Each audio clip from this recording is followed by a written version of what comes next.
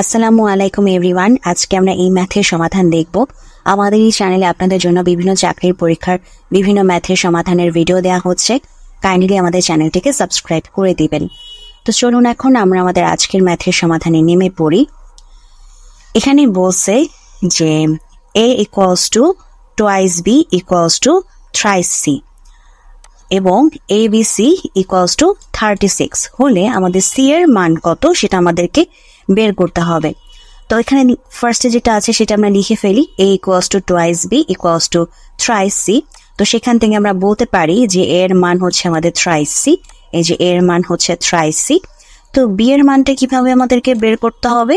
এই যে আমাদের কি আছে এখানে twice b আছে, আর twice b এর মান কত? twice b এর মান হচ্ছে thrice c। তো এখান থেকে যদি আমরা শুধু b এর মানটা বের করতে চাই, তো এই পাশের যে 2টা আছে সে 2টা কি হয়ে যাবে, আমার মানে এই পাশে যেহেতু গুণ আকারে আছে তো অপর পাশে গিয়ে সেটা ভাগ হয়ে যাবে। ঠিক আছে, তো এইভাবে আমরা b এর মানটা পেয়ে গেলাম।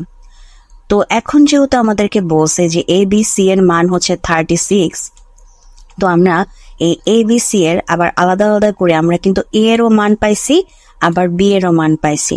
তো abc এর জায়গায় এখন আমরা যেটা করব, a এর মান যে thrice c সেটা বসালাম, আর b এর মান যে এই যে thrice c by 2 অথবা 3/2c ও লেখা যায়। তো এভাবে লিখে আমরা b এর মানটাও বসাতে পারি। এরপর c এর মান তো c এখানে আছে equals to 36। তো এখন যদি আমরা গুণ করি, দেখেন এই পাশে যেহেতু 2 আমার ভাগ আকারে আছে, তো এই পাশে এসে কি হয়ে যাবে, সেটা গুণ হয়ে যাবে। অর্থাৎ 36 সাথে যদি আমি 2 গুণ দিই তাহলে হবে হচ্ছে আমার 72। আর এখানে আমাদের 3 আর 3 3 9, সো এই যে 9, আর c কয়বার আছে? c আছে হচ্ছে আমার 3 বার, তাহলে c কিউব। ঠিক আছে, মানে হচ্ছে 9c কিউব ইকুয়ালস টু হচ্ছে আমাদের কত হচ্ছে 72। ওকে, আচ্ছা। তো এখন এই পাশে যেহেতু 9 আমার গুণ আকারে আছে, এই পাশে গেলে ভাগ হয়ে যাবে, তো আমাদের 8 নং 72 হয়ে যায়। অর্থাৎ তাহলে c কিউবের মান থাকে কত? আমার 8 থাকে, কারণ আমি 72কে 9 দিয়ে ভাগ দিছি, তাহলে থাকে হচ্ছে আমার 8। তো এখন আমরা জানি যে এরকম পাওয়ার বেস থাকলে হয় পাওয়ার পাওয়ার মিলাইতে হয়, না হয় বেস বেস মিলাতে হয়।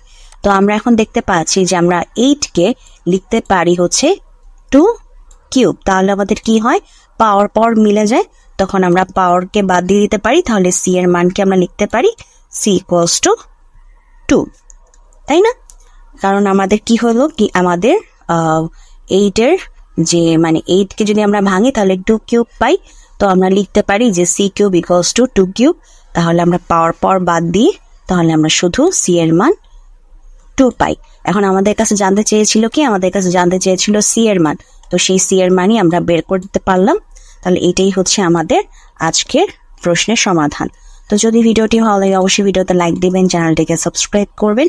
ভালো থাকবেন।